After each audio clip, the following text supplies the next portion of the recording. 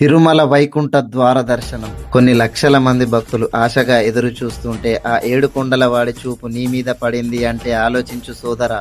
అది కేవలం యాదృచ్ఛికంగా జరిగింది కాదు, సాక్షాత్తు ఆ దైవ సంకల్పం ఉంటేనే జరుగుతుంది. ప్రపంచమంతా కొత్త సంవత్సరం సంబరాలలో మునిగిపోతుంటే నేను మాత్రం ఆ ఏడు కొండల వాడి సామ్రాజ్యంలో అడుగు పెడుతున్నాను.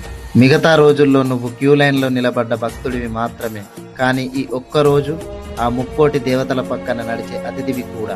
వైకుంఠ ద్వారం గుండా ఒక్క అడుగు వేస్తే చాలు, నీ 7 జన్మల పాపాలు పటాపంచలైపోతాయి. ఇక వచ్చే జన్మలో చావు పుట్టుకలకి ప్రసక్తి ఉండదు. నీ ఆత్మ ఆ పరమాత్మలో కలిసిపోతుంది. ఈసారి ఆ స్వామి పిలుపు నాదైంది, ఈ అదృష్టం నన్ను వరించింది. కానీ మిత్రమా, ఆ ఆపద మొక్కుల వాడు నిన్ను మర్చిపోయాడు అనుకోకు. ఈసారి ఆ అదృష్టం దొరకలేదు అని నిరాశపడకుండా ఆ కలియుగ దైవాన్ని మనసారా కోరుకో. వెంకన్న సాక్షిగా చెప్తున్నా, ఈసారి ఈ వీడియోలో నన్ను చూస్తున్నారు, కానీ వచ్చే వైకుంఠ ఏకాదశి నాడు ఆ బంగారు ద్వారం గుండా రాజసంగా నడిచేది మీరే. ఓం నమో వెంకటేశాయ నమః.